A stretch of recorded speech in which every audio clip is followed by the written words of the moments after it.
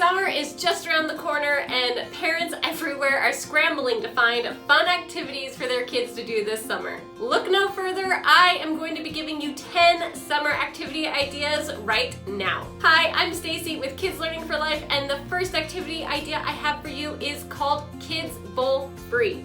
Now, this activity is exactly what the name implies. Kids get to bowl for free. Now, this is only at participating bowling locations. I will leave a link to this and everything else I'm going to talk about in this video down below, but be sure to check out that link and see if there is a participating bowling alley near you. All you have to do is sign up on the Kids Bowl Free website, select the location you would like to visit, and then you can take your kids and bowl up to 2 games a day for free every single day in the summer. It might sound too good to be true, but it really is kids bowling free. You do have to pay for any shoe rental fees or anything like that, but the actual game of bowling is 100% free. Now, as the name implies, this only applies to kids. So you have a couple options. You can just sit and watch your kids while they bowl, or you can do a family pass and upgrade to an extra 2 or 4 people. This can be used for older siblings or parents or babysitters. And if you purchase a family pass, you and those people get to bowl right alongside your kids. So that pass only works if you are bowling with your kids at that Kids Bowl Free time. So be sure to check the link, see what locations and times are available near you. Now, with it being summer and being really hot outside, I figured we definitely needed to add in some indoor activities. So Kids Bowl Free is perfect for those scorching hot summer days where it's just too hot to do anything else. But go in, be in the air conditioning, and bowl a few free games. Another indoor activity is going to be visiting your local library. Now, many of you probably already do this throughout the year, and that is totally fine, but be sure to check out your library and see what options for activities they have during the summer. A lot of places will add in more story times, or I know our local library will do a summer reading program. So if you go online and track your students' reading, they get certain prizes and badges, and it can be a real motivator to keep your kids reading through the summer. The next activity idea is to learn science. Now, don't go running away, I promise. This is going to be lots of fun. This is a couple activities all bundled into one. So the first thing is going to be make ice cream. Now, who would have thought that making ice cream was going to be science related? But there is a lot of science behind making ice cream and how it works. I'm going to leave a link below to a video by John over at Homeschool Science Club where he does a video. It only takes 5 minutes. This is not a super long, complicated process, and his video includes the science behind what is happening with the ice cream. So that is one fun activity you can check out with your kids. Another science activity is an egg drop. Your kids can be outside gathering materials or scraps from around the house or inside building, wherever they need to be, and putting together a way to keep an egg safe when they drop it. I'll leave a video link below for a YouTube video by Mark Rober where he goes in depth on different styles of egg drops and why each one works or doesn't work. The next science activity is stargazing. Summer has nice, cool, but not too cold nights where you can be out late and really wait for the stars to come out. I know in the winter time it gets dark early, but it also gets cold early. So it's really hard to be outside and spend a long time outside looking at stars. So summer's the perfect time for that. For our family, we do have a small telescope that we utilize for stargazing, as well as my favorite star constellation app. I'll be sure to put a link to that, but it basically is one of those augmented reality where you can just point it and it shows you which stars should be in that area, and it'll show you constellations, it'll show you where that star will be at certain times of the night. So really fun for my kids to play around with that. They're looking at stars, but they're also learning about the names. They're learning about, if you click on it, you can see more information about that star. So a lot of fun to add into your stargazing night. Now, if that wasn't enough science fun for you, then you'll definitely want to be checking out some Kiwi crates. I just got these for my kiddos and we've been using them at the end of the school year. KiwiCo has all sorts of science crates. They even have cooking, and I believe they even have a history. So lots of different activities. Everything you need is in this box, minus maybe some water or a pencil or something of that nature. But every other item you need is in a box, and you can do the activity. It comes with instruction guides and activity guides to have your kids explore further for each activity. So These have been a lot of fun for us at the end of the school year, so if you have not tried Kiwi crates, definitely maybe give them a try this summer. I also wanted to note real quick that I do order the items individually. I don't typically do a subscription. I just look on, since they have so much available, I just look and I purchase things as I see the need for them rather than getting a subscription. But you can do it either way. You can get a subscription box that comes once a month, or you could just order the boxes and have them all come at the same time. All right, moving on from science, we are gonna go to our next activity, which is painting rocks.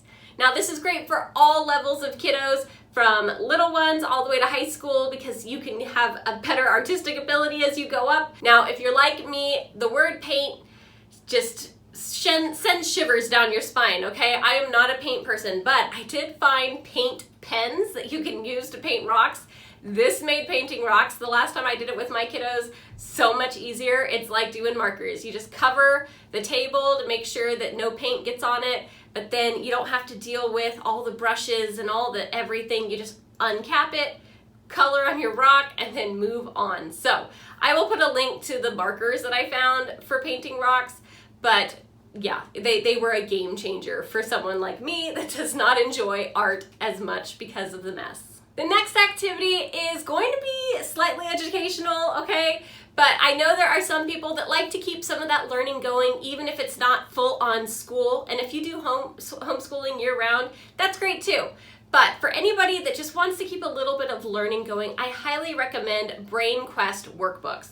Doing a couple of pages of these a day or a couple a week, whatever fits with your family schedule, will help keep your kids in that school mindset for just a little bit, and then they can go out and do all these other fun activities. The next activity is to go on a hike or even just go outside and do nature study. If you do choose to go on a hike, don't think that it has to be overly complicated. Just find a local trail somewhere, unload your kids, take a small backpack with a couple of snacks and drinks, and just walk until you feel tired and come back. You don't have to go on a 6-mile hike to enjoy a hike. Anything that just gets your kids out in nature, breathing in that fresh air, and just enjoying the day. Now, if you're familiar with nature study, you know that it's just getting outside, being in nature, and being observant.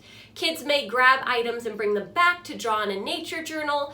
Kids may just look at them there and bring your journal along with you and let them draw what they see or write about what they see. You can even take some binoculars with you to help see birds or other animals that might be farther away. Nature study is perfect any time of the year because the seasons are always changing. There's always something new to see. Anything hike or nature study wise to just get out into nature and observe what's going on. If you're interested in nature study, I will leave a link below to Jenny's video that talks even more in depth on nature study, along with a few links of a handbook of nature study from Living Book Press and even the free domain version for those of you that like the number free. The next activity does take a little bit more planning on the parents' end, but these are field trips and road trips. Now, field trips can be extensive, but they can also just be very simplistic. Now, when it comes to field trips, I love to go on them with my kiddos, but I can't say that I have been on a ton and that I am an expert in this area.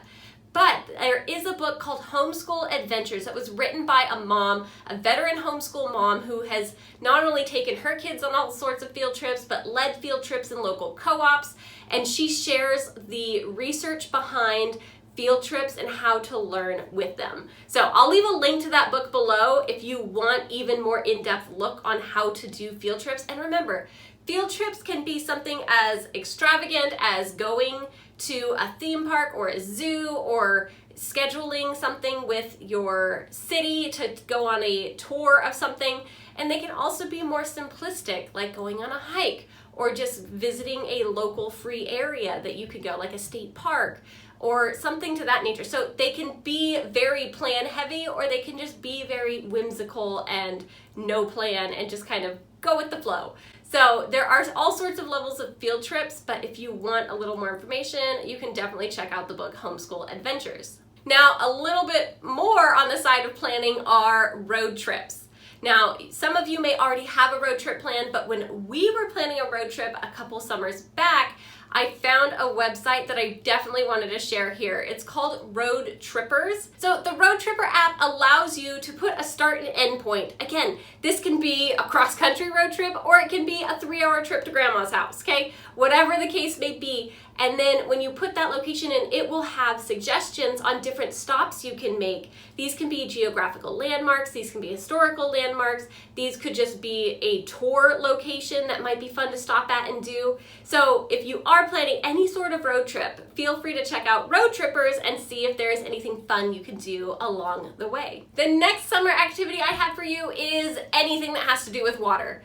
All right, in the summer, if you've got a pool, if you've got a kiddie pool, like just a small one, even for older kids, they love to just splash around and squirt water guns and do all water balloons. I love bunch of balloons, the ones where you can screw onto the hose and it fills like 50 to 100 at once.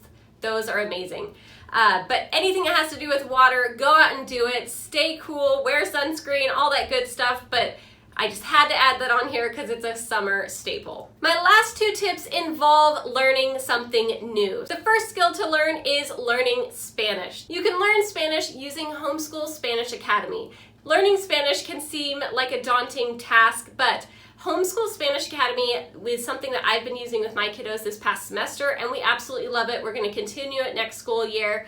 And it's just been great. They have one-on-one or two-on-one virtual lessons with a native Spanish speaker. So because the instructor knows English and Spanish, they can actually have conversations with my child, and then if my child doesn't understand, they can ask, oh, what does that mean? And they will let them know. So I have been loving having my kids learn Spanish that way. Another way you can learn Spanish is using a free app called Duolingo. I think there's several other free apps like this now, so check around, but Duolingo is just a simple kind of gamified where they will teach you some vocabulary, have you actually speak into your phone, and it'll know if you said it right or wrong.